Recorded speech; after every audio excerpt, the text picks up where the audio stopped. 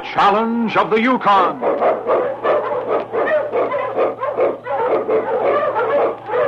On, King! On, you husky! The Wonder Dog King, swiftest and strongest of Eskimo lead dogs, blazes the trail through storm and snow for Sergeant Preston as he meets the challenge of the Yukon.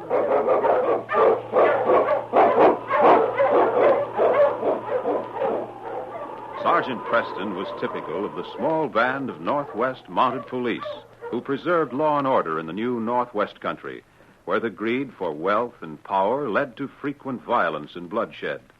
But in spite of the odds against them, Sergeant Preston and his Wonder Dog King met that challenge, and justice ruled triumphant.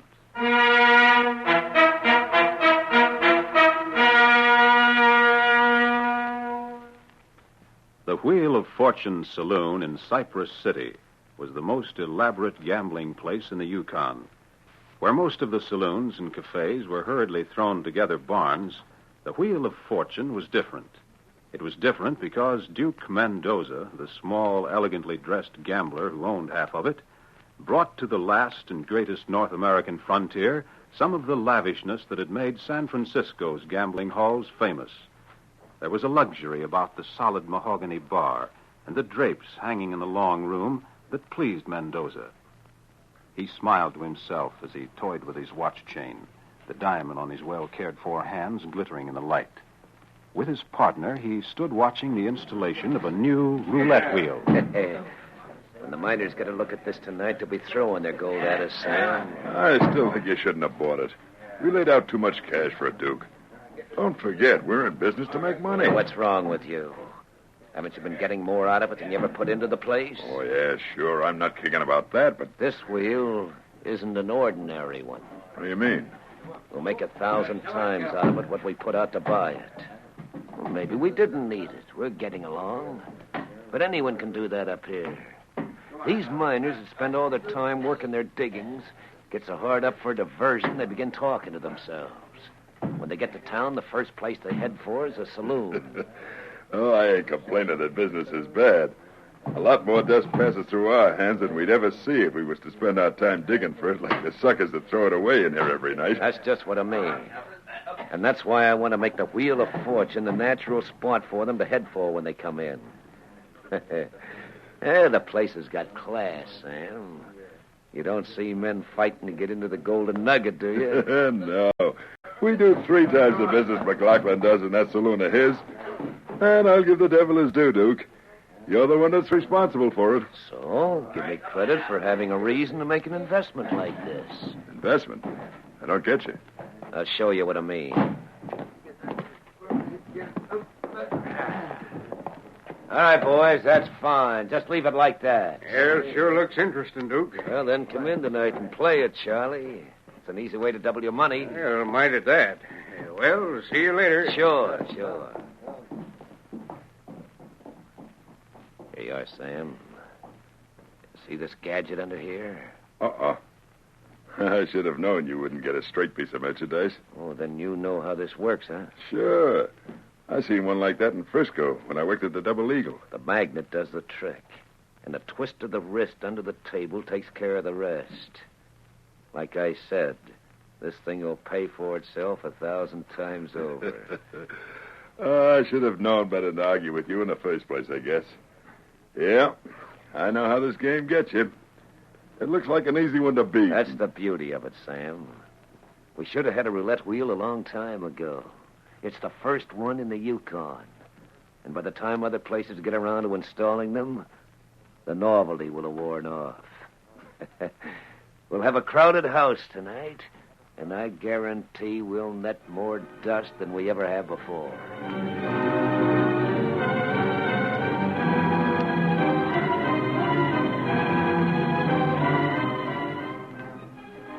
Meantime, at a small cabin several miles north of Cypress City, Sergeant Preston sat talking to Matt and Paul Wilson. The Mountie smiled to himself as he thought of the difference in the temperaments of the two brothers, both of whom he'd known since their arrival in the Yukon several months earlier. Well, I've never claimed to have any psychic powers, but I think you two will hit pay dirt here. I don't think it, Sergeant. I know. We've already uncovered enough gold to prove we were right, but we'll be hitting the real thing any time now. And I wish you all the luck in the world. What's your hurry?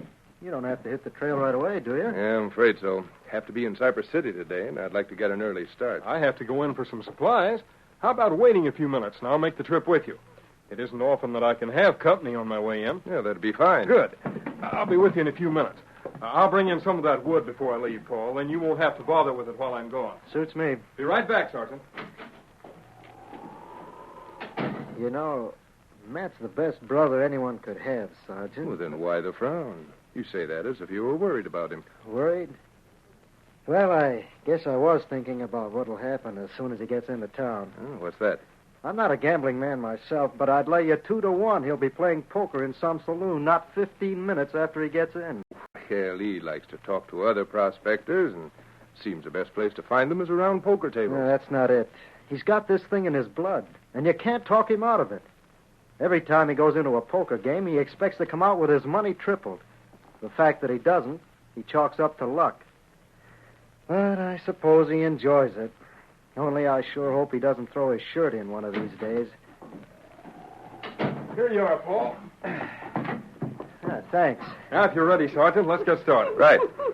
Looks like King's kind of anxious to get back on the trail again. He always resents being indoors, unless there's something around to arouse his curiosity. Yeah, I guess he puts up with the warmth of the cabin just to be near you.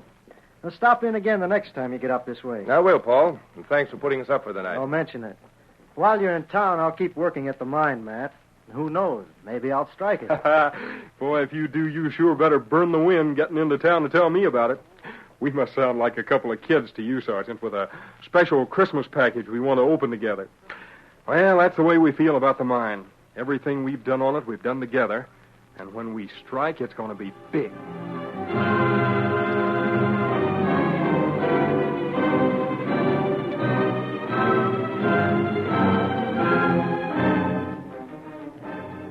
In Cypress City, several hours later, Sergeant Preston covered his duties with the great dog King walking close at his heels.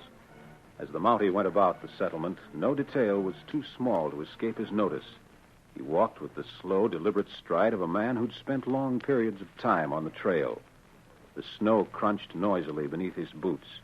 And as he turned toward the Wheel of Fortune's saloon, he saw Matt Wilson going through the door ahead of him. Neither Matt nor the policeman had any way of knowing that even then, at the small cabin north of the city, Paul stood staring almost unbelievingly at the gold he held in his hand. Oh, I've struck it. I've struck the vein. I never thought I would when I told Matt. Oh, wait till he hears this. Burn the wind, he said. That's what I'm doing right now. And believe me, brother, we'll celebrate.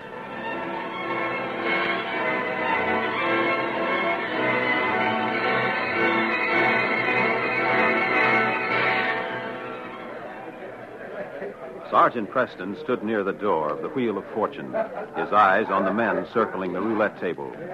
All of them staking fabulous amounts of precious dust on the small ivory ball spinning dizzily along the red and black numbers.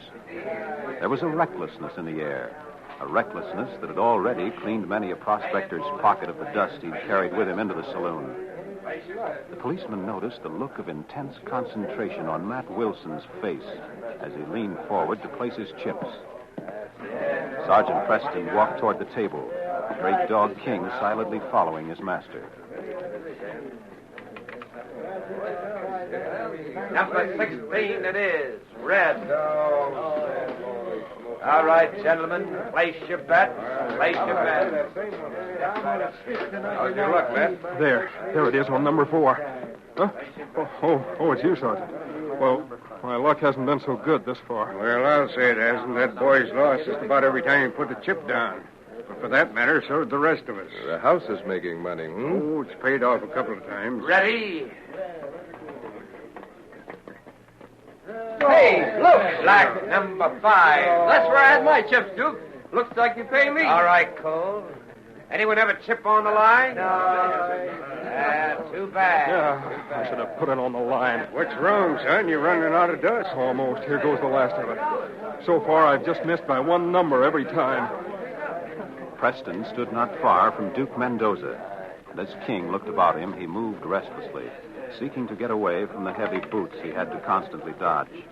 The man standing next to Mendoza shifted his position, and quickly King slipped under the table. The dog settled himself on the floor, prepared to wait until his master was ready to leave the crowded saloon. Duke, I'm fresh out of dust, but I've got half interest in one of the richest stakes in this part of the country. I'll lay my interest on number 8. Hey, now, wait a minute, kid. That's taking a pretty big chance. My luck will change and I'll risk it. What about it, Duke? If I lose, you get half interest in the mine. If I win, you pay off 36 to 1. 36 to 1 on what amount? Let's say I've got $1,000 there. If I win, you pay me $36,000. It's your gamble. All right? All right. From his vantage point on the floor, King saw the man's hand suddenly appear beneath the edge of the table. Like some disembodied, independent thing, it moved to where a long, slender stick lay on a narrow shelf. Curiously, King raised his head and watched the hand. As it moved, he moved, his nose touching it. Startled, Mendoza shoved King aside, his hand dropping the stick before contacting the magnet controlling the wheel. Hey, what's down there? Down where? Under the table, you fool. I tell you when I stop. Looks like you pay off, Duke. There's the ball on number 8. You can pay me 36 to 1. As Matt Wilson spoke, Duke Mendoza automatically raised his head. But the sentence he had uttered aroused the interest of the men around the table, and they stopped to discover the reason for his exclamation.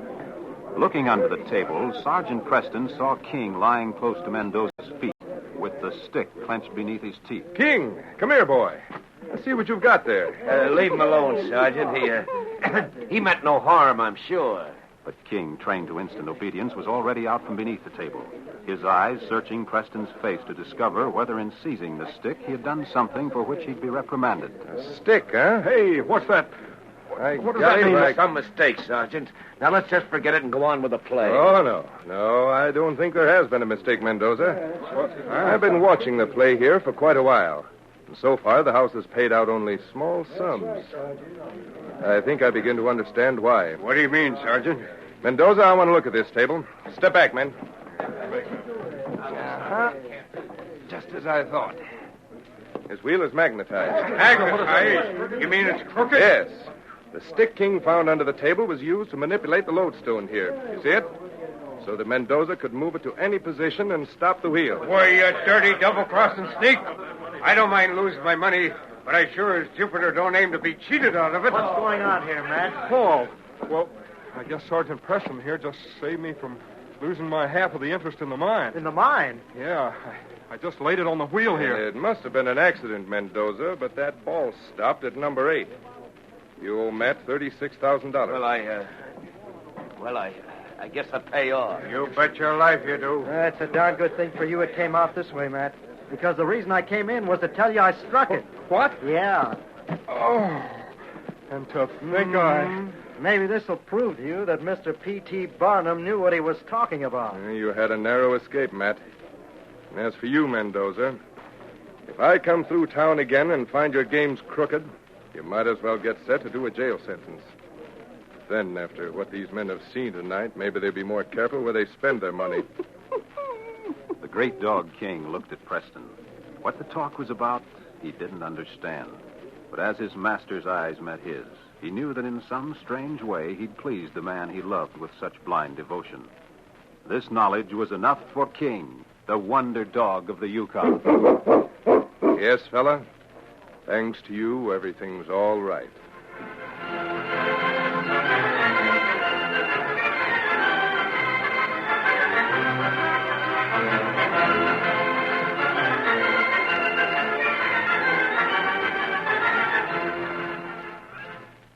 These copyrighted dramas originate in the studios of WXYZ Detroit, and all characters, names, places, and incidents are fictitious.